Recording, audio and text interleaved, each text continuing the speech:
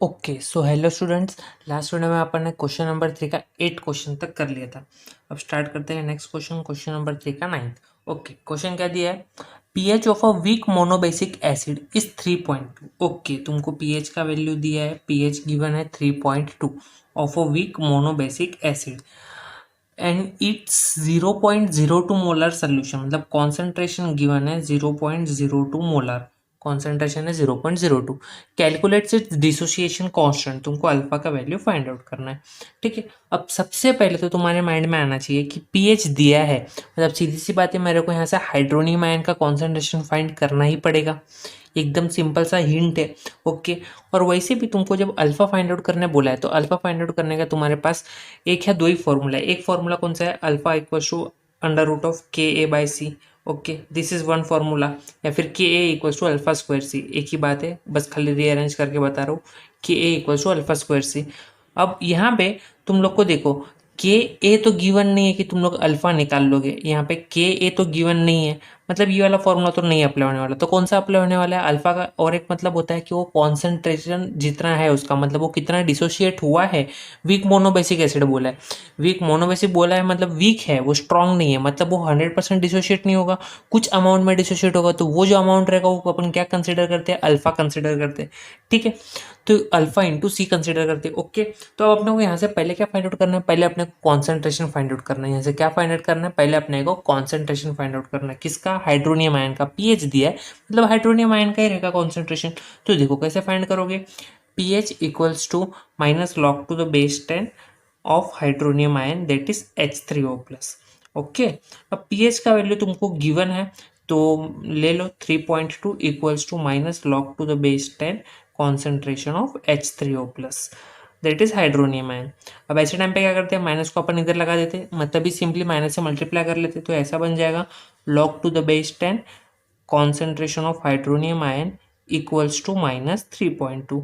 और जब भी माइनस में यहाँ पे कोई वैल्यू आ जाए तो अपन एडजस्टमेंट क्या करते हैं? इसको पहले ब्रेक करते हैं, -3 -0.2 +1 एंड -1 में इसको ब्रेक कर दे। This is the adjustment. अब -1 एंड -3 एंड -1 को एक साथ लेते, -4, और ये +1 -0.8, मतलब ही +0.8, मतलब ही +0.8। ओके, मतलब ये हो गया बार 4.8, सॉरी 08 नहीं, बार 4.8। ओके, ये 0.8 है ना, तो 0.8 है तो 4.8 हो जाएगा, बार 4.8। अब यहाँ पे मिल गया तुमको log to the base 10 concentration of hydronium ion, that is bar of 4.8। अब यहाँ पे क्या कर लो, तुमको सिर्फ हाइड्रोनियम आयन का कॉन्सेंट्रेशन चाहिए, तो क्या कर लोगे तुम लोग? अभी इसका एंटी लॉग ले लोगे, इसका एंटी लॉग ले लोगे। ओके, अब इसका एंटी लॉग लोगे तो तुमको वैल्यू क्या मिलेगा? इसका एंटी लॉग लेके वैल्यू मिल जाएगा 6.310 इंटू 10⁻⁻4 मोलर, इंटू 10⁻⁻4 मोलर। ये मिल गया तुमको कॉन्सेंट्रेशन ऑफ H3O प्लस, ये मिल गया तुमको कॉन्सेंट्रेशन ऑफ H3O प्लस। ठीक है, अब आगे की बात देखो। अभी वीक मोनोबेसिक एसिड बोला है। अब वीक मोनोबेसिक एसिड बोला है, मतलब मैं ऐसा लिख सकता हूँ कि ये HA है और इसको H2O में डिजोल्व किया एक्वियस फॉर्म में। तो ये क्या बनाएगा? ये बनाएगा H3O plus plus A minus, plus A minus. अब यहाँ पे कॉन्सेंट्रेशन ऑफ H3O प्लस जो है, इसको अपन क्या लिखते थे? अल्फा सी लिखते थे। Concentration of H3O plus equals to alpha into C. अब तुम्हारे को अल्फा फाइंड आउट करना है, सी गिवन है, हाइड्रोनियम आयन का कॉन्सेंट्रेशन फाइंड आउट हो गया। तो अल्फा इक्वल्स टू क्या हो जाएगा? Concentration of H3O plus divided by concentration. तो H3O प्लस का वैल्यू अब भी निकाला अपन ने, 6.310 इंटू 10⁻⁻4 डिवाइडेड बाय कॉन्सेंट्रेशन है 0.02। तो इसको सॉल्व कर लोगे तो वैल्यू मिल जाएगा 3.16 इंटू 10⁻⁻2 इंटू 10⁻⁻2। तो ये हो गया तुम्हारा फाइनल आंसर, 3.16 इंटू 10⁻⁻2। ओके, अब फाइंड आउट क्या करना बोला है? डिसोसिएशन कांस्टेंट भी बोला है, डिसोसिएशन कांस्टेंट दैट इज के ए, डिसोसिएशन कांस्टेंट दैट इज के ए। तो अब के ए का फॉर्मूला क्या हो जाएगा? के ए इक्वल्स टू अल्फा स्क्वायर सी, के ए इक्वल्स टू अल्फा स्क्वायर सी। तो अब अल्फा का वैल्यू है तुम्हारे पास 3.16 इंटू 10⁻⁻2 इंटू 10⁻⁻2 का स्क्वायर इंटू सी दिया है 0.02। अब इसको मल्टीप्लाई कर दोगे तो आंसर मिल जाएगा 2.0 इंटू 10⁻⁻5, 2.0 इंटू 10⁻⁻5। ओके, तो यहाँ पे तुमको फाइनल क्या फाइंड आउट करना था, फाइनल फाइंड आउट करना था डिसोसिएशन कांस्टेंट। ओके, क्लियर हो गया, एकदम सिंपल सी चीज़ है, कुछ भी इसमें है नहीं, वापस से एक बार देख लो, नहीं समझाया तो समझ जाएगा, एकदम सिंपल है। ओके, लास्ट सम क्या दिया है। ओके, तो इसमें डिसोसिएशन कांस्टेंट था, मैं शायद पहले गलती से इसको डिग्री ऑफ डिसोसिएशन पढ़ा था और उसके हिसाब से बताया अल्फा फाइंड करना है। ठीक है, तो कोई बात नहीं है, तुमको अल्फा तक तो पहुंचना ही था, बट फाइनली डिसोसिएशन कांस्टेंट था तो अल्फा स्क्वायर सी हो गया। ओके, चलो तो अब बात करते हैं टेंथ सम है इन NaOH solution OH minus. Okay, OH minus का कॉन्सेंट्रेशन गिवन है, that is 2.87 into 10 to the power -4. Calculate the pH of solution. अब ऐसे सम बड़े ट्विस्टेड होते हैं, ट्विस्टेड नहीं, थोड़े से लॉजिकल होते हैं। बस सोचो, तुमको दिया है POH के लिए और पूछा है pH, तो अब सीधी सी बात बताओ, पहले OH माइनस दिया है तो तुम लोग क्या निकालोगे, पहले POH ही निकालोगे ना। POH equals to minus log to the base 10 concentration of OH minus ion. Okay, तो ये क्या बन जाएगा, minus log to the base 10 concentration of 2.87 into 10 to the power -4। अब इसका जो भी तुम्हारा आंसर आ जाएगा वो क्या आएगा, वो आंसर आएगा तुम्हारा POH। तो इसको सेपरेट कर दो अच्छे से, तो ये क्या बन जाएगा, minus log to the base 10 2.87 and यहाँ पे आ जाएगा minus log to the base 10 to the power -4। Okay, इसको सिंपल सा कैसे सेपरेट करते पता है, मैंने पहले भी बताया, अभी वापस से बता दिया। लॉग ए इंटू बी होता है log a plus b, but यहाँ पे माइनस है, इसके लिए यहाँ पे भी माइनस है और यहाँ पे भी माइनस आया। ओके, क्लियर है, एकदम सिंपल सी चीज़ है। ओके, और इसको और तुम लोग डिटेल में करना चाहो लॉग ए प्लस बी के हिसाब से, तो यहाँ पे प्लस लगा दो तो ब्रैकेट में अपना माइनस आ जाएगा, तो उससे कुछ फर्क नहीं पड़ने वाला है, होने तो वही वाला है कि -4 आ गया कि माइनस माइनस प्लस ही बनाने वाला है, तो that doesn't make any difference. Okay, तो अब यहाँ पे आंसर क्या आ जाएगा, लॉग टू द बेस 10 2.87, तो 2.87 का आंसर क्या आता है, आंसर आता है 0.4579, 0.4579, ये plus this is minus and ये -4 आगे आ जाएगा, तो ये बन जाएगा 4 into log 10 to the base 10, तो ये इसका वैल्यू तो 1 हो जाएगा सिंपल, तो ये क्या बन जाएगा 4 माइनस 0.4579, तो दिस विल बी 3.5421, 3.5421। ये किसका आंसर आया, ये आंसर आया POH का। तुमको पूछा है PH, तो सिंपल सा आंसर है PH plus POH equals to 14, तो तुमको निकालना है PH, तो क्या करोगे 14 माइनस कर लोगे, तो this will be PH equals to 14 minus POH, तो ये बन जाएगा 14 minus 3.5421, this will be equals to 10.4579, 10.4579, ये हुआ तुम्हारा फाइनल आंसर PH का वैल्यू। ओके, एकदम सिंपल था, कुछ भी था नहीं इसमें, तो एक बार वापस से देख लो, नहीं समझा तो एकदम क्लियर हो जाएगा। देखो, तुमको दिया था OH माइनस का कॉन्सेंट्रेशन और पूछा है PH, तो तुम लोग को नॉर्मली आदत क्या रहता है कि यहाँ पे हाइड्रोनियम आयन का कॉन्सेंट्रेशन रहता है और तुम लोग PH के लिए फाइंड आउट कर देते हो, बट गलत होगा। अगर ऐसा करोगे तो यहाँ पे जो आंसर आएगा 3.5421 आएगा, बट तुम लोग इसके लिए करोगे घाई घाई में PH के लिए करोगे। अरे थोड़ा तो दिमाग लगाओ, यहाँ पे बेस दिया है तो उसका PH का वैल्यू 3.5 तो नहीं हो सकता, मतलब तुम लोग कुछ तो गलत कर रहे हो। थोड़ा सा लॉजिकली सोचोगे तो तुमको क्लिक होगा कि तुम लोग यहाँ पे PH नहीं PH यूज़ कर रहे हो, जबकि तुमको यूज़ करना चाहिए POH, और यहाँ पे हाइड्रोनियम आयन नहीं OH माइनस आयन। ठीक है, एकदम सिंपल सी बात है। फिर जो भी POH का वैल्यू आएगा उसको 14 में से माइनस कर दो तो PH मिल जाएगा। ठीक है, ओके, तो यहाँ पे तुम्हारा होता है क्वेश्चन नंबर 3 कंप्लीट। अब स्टार्ट करते हैं question number 4, that is answer the following. अब क्वेश्चन नंबर 4 दिया है, answer the following. First question है define degree of dissociation. Okay, degree of dissociation को डिफाइन करना है, मतलब अल्फा का डेफिनेशन पूछा है, and derive the Ostwald's dilution law for CH3COH। Okay, CH3COH के लिए तुमको लॉ डिराइव करना है, ऑस्वाल्ड डाइल्यूशन लॉ। अभी चलो पहले डिफाइन करते हैं अल्फा को, that is degree of dissociation. अभी डिग्री ऑफ डिसोसिएशन होता क्या है, अब कोई भी इलेक्ट्रोलाइट है तो उसका डिग्री ऑफ डिसोसिएशन होता है, तो इसको डिफाइन कैसे करते हैं, the degree of dissociation of an electrolyte is defined as a fraction of total number of moles, as a fraction of total number of moles, fraction of total number of moles of the electrolyte, of the electrolyte that dissociates, वो क्या होता है जो break होता है, that dissociates into its ions, into into its ions when the equilibrium is attained,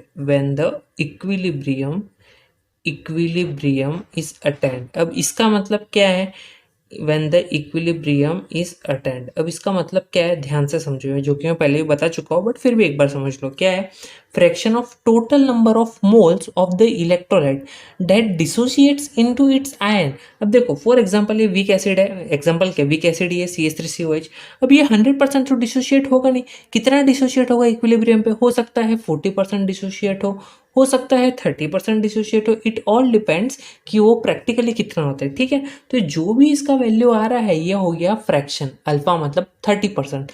तो इसको बोलते हैं जितना टोटल नंबर ऑफ मोल्स तुम्हारा डिसोशिएट होता है जब किसी भी चीज़ का इक्विलिब्रियम अटेंड होता है, तो उसको बोलते हैं अपन डिग्री ऑफ डिसोसिएशन। और जो तुमको डिराइव करने बोला है ऑसवाल्ड्स डाइल्यूशन लॉ, उसका लिंक मैं डिस्क्रिप्शन में दे दूंगा, मैंने ऑलरेडी डिराइव करके दिया है, वापस से सेम चीज़ बताने में मैं टाइम वेस्ट नहीं करना चाहता। ठीक है, तो डिस्क्रिप्शन में जाओ, अगर वो वीडियो सीरीज से देख रहे हो तो तुमको उसका डेरिवेशन पता ही होगा, अगर तुम लोग डायरेक्टली वीडियो देख रहे हो तो डिस्क्रिप्शन में जाओ, एक लिंक मिलेगा CH3COH का डेरिवेशन के लिए, वो चेक करो, वहाँ पे डिटेल में मैंने एक्सप्लेन किया पूरा एक वीडियो में। ठीक है, okay.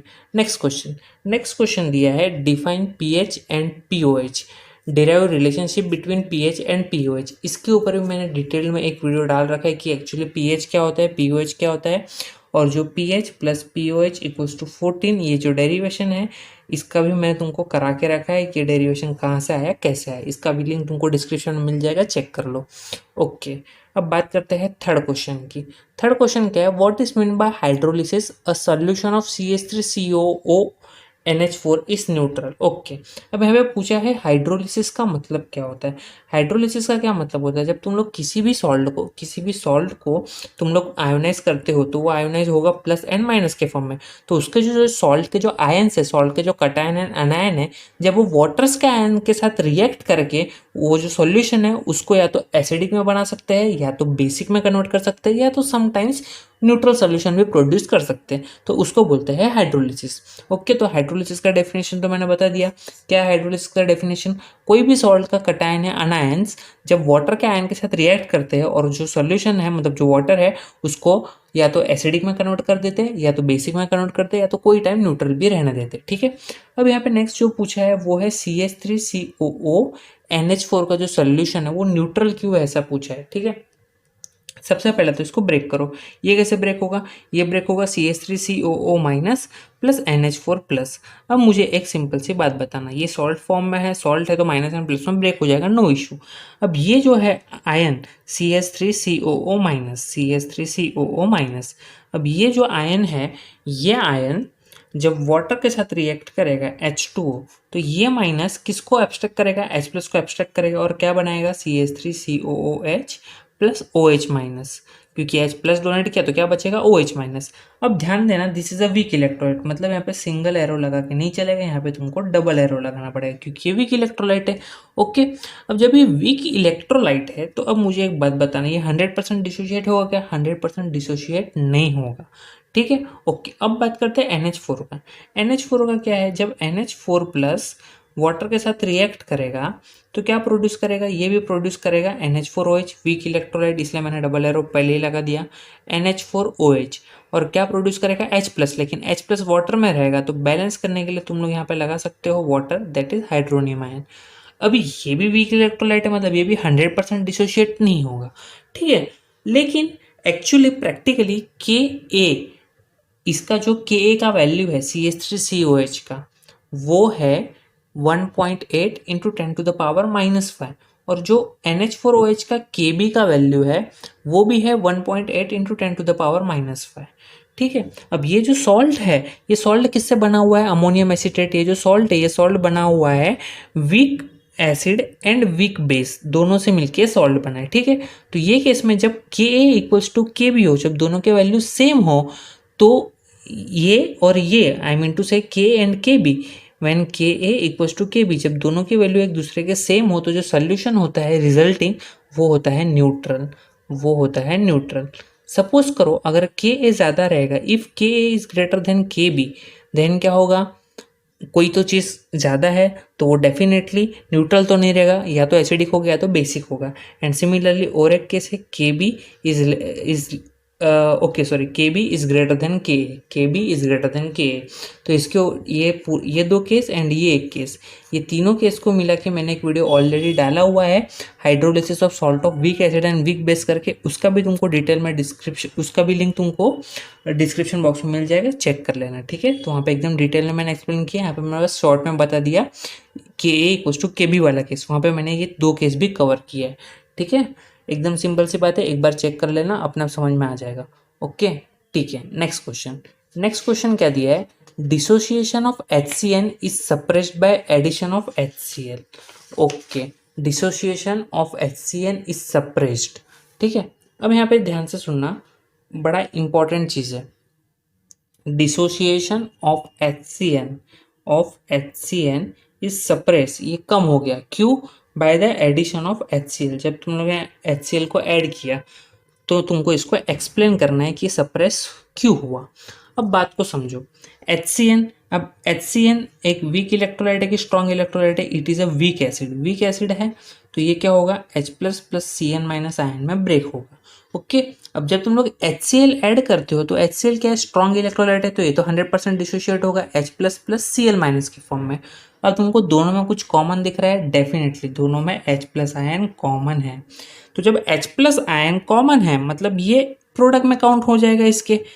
Okay, H plus ion common है मतलब H प्लस आयन इसके प्रोडक्ट में काउंट होना स्टार्ट हो जाएगा। तो according to Le Chatelier principle, अगर प्रोडक्ट का कॉन्सेंट्रेशन ज़्यादा है as compare to reactant concentration, तो उसको इक्विलिब्रियम में वापस मेंटेन करने के लिए रिएक्शन कौन सा डायरेक्शन में आता है, रिएक्शन जाता है बैकवर्ड डायरेक्शन में। अगर तुम्हारा प्रोडक्ट का कॉन्सेंट्रेशन ज़्यादा है तो रिएक्शन जाता है बैकवर्ड डायरेक्शन में, रिवर्स डायरेक्शन में। तो जो भी थोड़ा सा डिसोशिएट हुआ रहेगा, एक तो ऑलरेडी ये वीक इलेक्ट्रोलाइट है तो 100% डिसोशिएट नहीं हुआ रहेगा, कुछ अमाउंट में डिसोशिएट हुआ रहेगा, 5%, 10%, 20%। तो जो भी डिसोशिएट हुआ रहेगा वो वापस से, जैसे तुम लोग HCl ऐड करते हो, कॉमन आयन इफेक्ट की वजह से प्रोडक्ट का कॉन्सेंट्रेशन ज़्यादा हो जाएगा, और जो सपोज कर लो 20% पहले डिसोशिएट हो रहा था वो हो सकता है 5% ही डिसोशिएट हो। क्यों, क्योंकि जैसे प्रोडक्ट का कॉन्सेंट्रेशन बढ़ रहा है H प्लस आयन का HCl ऐड करने की वजह से, ये जो डिसोशिएट हुआ था H प्लस और Cn- आपस में वापस से कंबाइन हो जाएगी और अनडिसोशिएटेड फॉर्म में कन्वर्ट हो जाएगी, क्योंकि रिएक्शन कहाँ जा रहा है, बैकवर्ड डायरेक्शन में जा रहा है इक्विलिब्रियम को मेंटेन करने के लिए। ऐसा क्यों हो रहा है, due to common ion effect. Okay, ठीक है, एकदम सिंपल था। कुछ डाउट है तो कमेंट करो, definitely I will reply it. अब जो बाकी के जो क्वेश्चंस है वो अपन नेक्स्ट वीडियो में डिटेल में डिस्कस करेंगे, एंड वो रहेगा तुम्हारा एक्सरसाइज का last part. Okay, thank you.